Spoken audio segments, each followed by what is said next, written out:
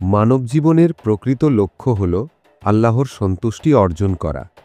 এই পৃথিবীর জীবন আসলে খুবই ক্ষণস্থায়ী। দুনিয়ার সুখ দুঃখ, ধন সম্পদ, যশ খ্যাতি সবই একদিন শেষ হয়ে যাবে, কিন্তু মৃত্যুর পর শুরু হবে এক অনন্ত জীবন। সেদিন মানুষের সামনে দুটি পথ খোলা থাকবে, জাহান্নাম অথবা জান্নাত। আজকের আলোচনায় আমরা কোরআনের আলোকে জানব সেই জান্নাতের কথা যা আল্লাহ তাআলা তার বান্দাদের জন্য প্রস্তুত করে রেখেছেন। জান্নাত এমন এক জায়গা যার বর্ণনা শুনলেই হৃদয় ভরে ওঠে শান্তিতে, মমতায় আর ভালোবাসায়। আল্লাহ কুরআনে বলেন, যারা তাদের প্রতিপালকের তাকওয়া অবলম্বন করবে তাদের দলবদ্ধভাবে জান্নাতে প্রবেশ করানো হবে। যখন তারা জান্নাতের কাছে আসবে, দরজাগুলো খুলে দেওয়া হবে আর ফেরেশতারা বলবে, তোমাদের প্রতি সালাম, তোমরা পবিত্র হয়েছ, সুতরাং চিরকাল এখানে প্রবেশ করো। সূরা জুমার ৩৯-৭। ভাবুন তো, জান্নাতের বিশাল দরজা দিয়ে যখন মুমিনরা প্রবেশ করবে, তখন ফেরেশতারা নিজ হাতে তাদের অভিনন্দন জানাবে। দুনিয়ার সমস্ত ক্লান্তি, কষ্ট, দুঃখ আর ভোগান্তি দূর হয়ে যাবে, আর শুরু হবে অনন্ত সুখ, চিরস্থায়ী শান্তি। কোরআনে জান্নাতকে সবচেয়ে বেশি বর্ণনা করা হয়েছে সবুজ বাগান ও স্বচ্ছ নদীর মাধ্যমে। আল্লাহ বলেন, যারা ঈমান এনেছে এবং সৎকর্ম করেছে তাদের জন্য আছে জান্নাত সমূহ, যার নিচ দিয়ে প্রবাহিত হয় নদী সমূহ। তারা সেখানে চিরকাল থাকবে। সূরা বাকারা ২-২৫। আরেক জায়গায় বলা হয়েছে, সেখানে থাকবে পানি যার স্বাদ বদলাবে না, থাকবে দুধ যার স্বাদ কখনো নষ্ট হবে না, থাকবে মদ যা পানকারীদের জন্য আনন্দদায়ক, এবং থাকবে মধু যা একেবারে খাঁটি। সূরা মুহাম্মদ ৪-১৫। দুধ, মধু, পানি আর পবিত্র পানীয়ের নদী সবই থাকবে জান্নাতে। এই নদীগুলো বইবে জান্নাতের সুন্দর বাগানের ভেতর দিয়ে। সেখানে থাকবে ছায়াঘেরা বৃক্ষ, ফুলের সৌরভ আর চিরস্থায়ী প্রশান্তি। আল্লাহ বলেন, তাদের জন্য থাকবে নানা রকম ফলমূল যা তারা চাইবে। সূরা ইয়াসিন ৩৬-৫৭।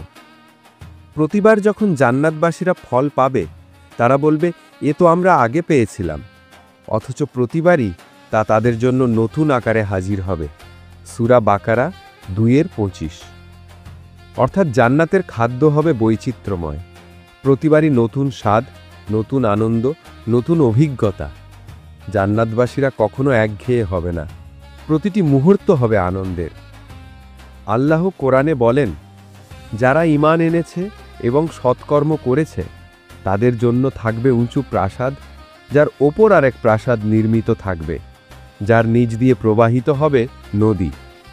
সূরা জুমার ৩৯-২০। ভাবুন তো, সেই প্রাসাদগুলো হবে সোনা, রূপা ও মূল্যবান রত্নে নির্মিত। প্রতিটি প্রাসাদ হবে এত বিশাল, এত সুন্দর, যা দুনিয়ার কোনো রাজপ্রাসাদের সঙ্গে তুলনা করা যায় না। আল্লাহ বলেন, তাদের পরানো হবে সোনার কঙ্কন এবং মুক্তা, আর তাদের পোশাক হবে রেশমি।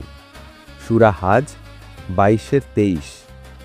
তাদের পোশাক হবে খাঁটি রেশম, অলংকার হবে সোনা ও মুক্তার।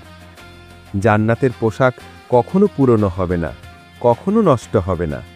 প্রতিটি জান্নাতবাসী থাকবে রাজকীয় সাজে। আল্লাহ বলেন, তাদের অন্তর থেকে আমরা সকল বিদ্বেষ, হিংসা, ঘৃণা মুছে দেব। তারা সবাই ভাইয়ের মতো একে অপরের মুখোমুখি হয়ে আসনে বসবে।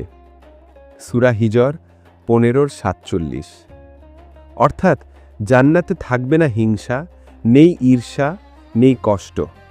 থাকবে শুধু ভালোবাসা, ভ্রাতৃত্ব আর শান্তি। আরেক জায়গায় আল্লাহ বলেন, সেখানে তারা কোনো অনর্থক কথা শুনবে না, শুনবে শুধু সালাম। সূরা মারিয়াম ৫৯-৬২। জান্নাতবাসীরা থাকবে প্রিয়জনদের সঙ্গে, যদি তারাও ঈমানদার হয়। আল্লাহ বান্দাদের জন্য তার রহমতকে পূর্ণ করবেন। সবাই মিলে থাকবে সুখে ও শান্তিতে। জান্নাতের সবচেয়ে বড় নিয়ামত প্রাসাদ, পোশাক, নদী কিংবা ফল নয়। সবচেয়ে বড় নিয়ামত হবে আল্লাহর সাক্ষাৎ। আল্লাহ বলেন, সেদিন কিছু মুখমণ্ডল হবে উজ্জ্বল, তারা তাদের প্রতিপালকের দিকে তাকিয়ে থাকবে। সূরা কিয়ামা 25-22-23। এই সাক্ষাৎ হবে জান্নাতবাসীদের জন্য সবচেয়ে আনন্দময় মুহূর্ত। তারা বুঝতে পারবে দুনিয়ায় যেসব কষ্ট তারা সহ্য করেছে, নামাজ, রোজা, সৎকর্মে যেসব চেষ্টা করেছে, তার সবই সার্থক হয়ে গেছে। জান্নাত কেবল ভোগবিলাসের জায়গা নয়, বরং আল্লাহর দয়া আর রহমতের চূড়ান্ত প্রতিফলন। যারা এই দুনিয়ায় ঈমান এবং সৎকর্মে জীবন কাটাবে, অন্যায় থেকে দূরে থাকবে, আল্লাহর নির্দেশ মানবে, তাদের জন্য জান্নাতের দরজা খুলে যাবে।